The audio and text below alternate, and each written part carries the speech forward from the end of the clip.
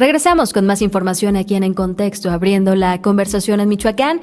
Nos acompaña Itzel Bernabé Díaz, activista e integrante de Pride en Michoacán.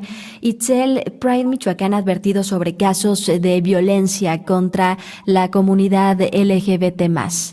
¿Qué es lo que más les preocupa ahorita en cuanto a la violencia que se está viviendo?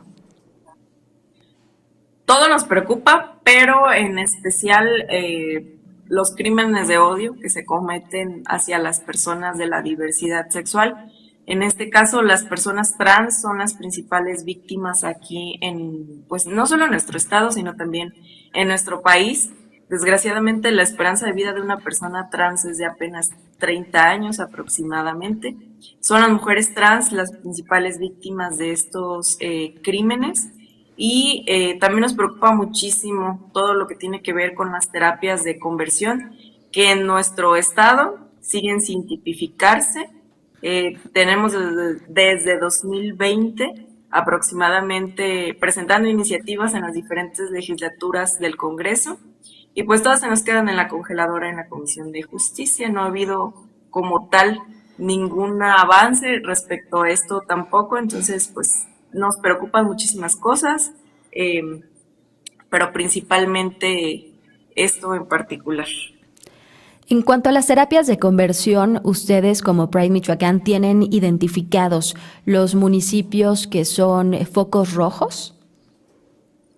En cuanto a las terapias de conversión, principalmente en Morelia, también obviamente por la densidad de la población y porque aquí en Morelia pues existen mayor centros de anexos, por así llamarlos, donde como te comentaba, la mayoría de estos establecimientos ofrecen como parte de sus tratamientos, pues también buscar una cura a algo que no es una enfermedad como es la diversidad sexual.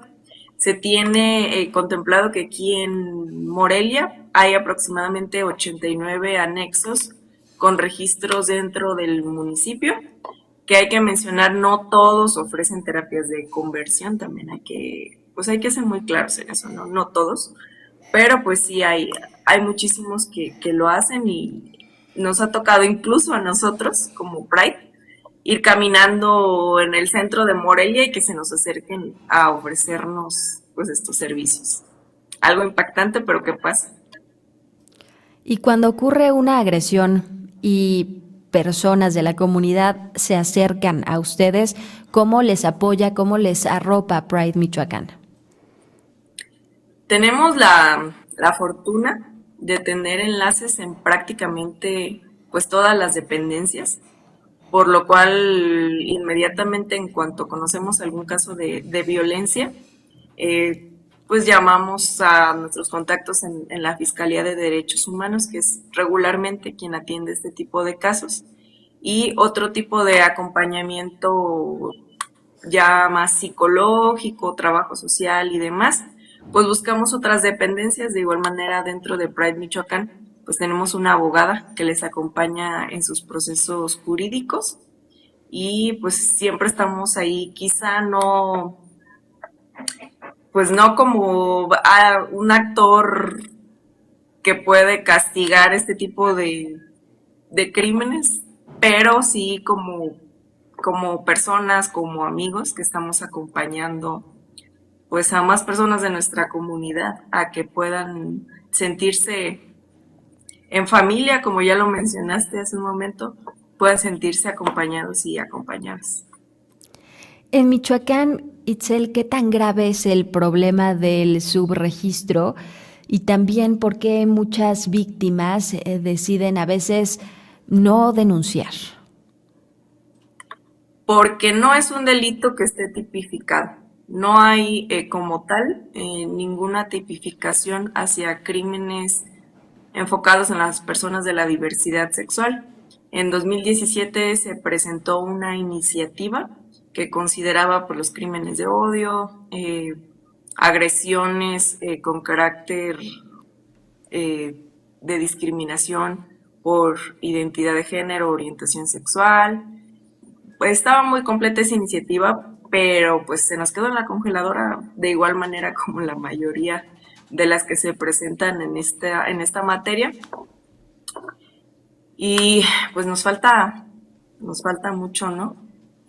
No tenemos como tal una manera de llevar un registro de las agresiones, de las terapias de conversión, de los crímenes hacia las personas de la diversidad sexual, porque no existe, ¿no? Incluso acercándonos en aquel momento con el fiscal en derechos humanos, Mario Alberto, creo que se llamaba, antes de Gerardo Herrera, que es el actual, nos comentaba que pues él no podía abrir como tal carpetas de investigación que dijeran que eran agresiones hacia las personas de la diversidad sexual porque pues, no existía dentro del código penal de nuestro estado. Entonces ahí se sesga muchísima información. No sabemos, en realidad no tenemos cifras oficiales, por lo cual debe de haber muchísimas cifras de asesinatos, de agresiones, de terapias de conversión que están ahí ocultas dentro de las carpetas en la fiscalía. Si bien el fiscal Carlos Torres Piña ha tenido un acercamiento pues bastante productivo con nosotras, pues todavía falta mucho.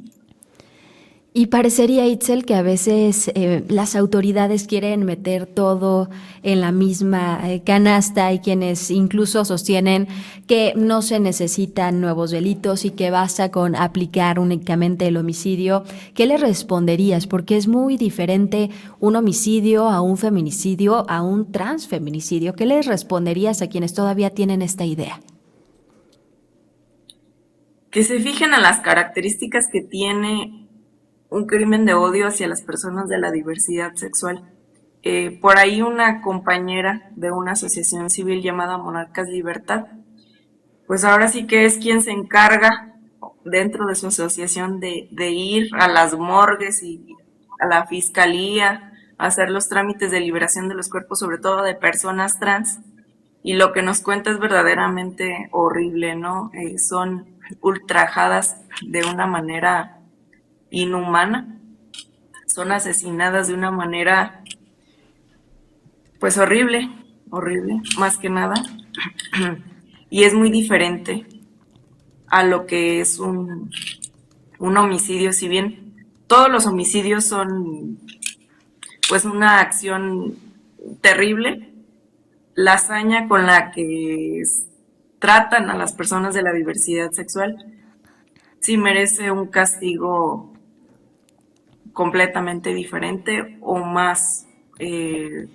fuerte, con todo el peso de la ley que así lo requiera, porque de verdad cuando vemos los informes o leemos los informes o nos platica esta compañera, de verdad que es de no creerse lo que ella pues tiene que ver ahí dentro de la morgue o de la fiscalía, y que incluso tiene que pedir cooperación en la mayoría de los casos para poder sacar pues el cuerpo de ahí, porque la mayoría son personas que no tienen familia o no están identificadas, pero la hazaña con que se les mata a las personas de la diversidad sexual quizá es un poquito comparable con los feminicidios.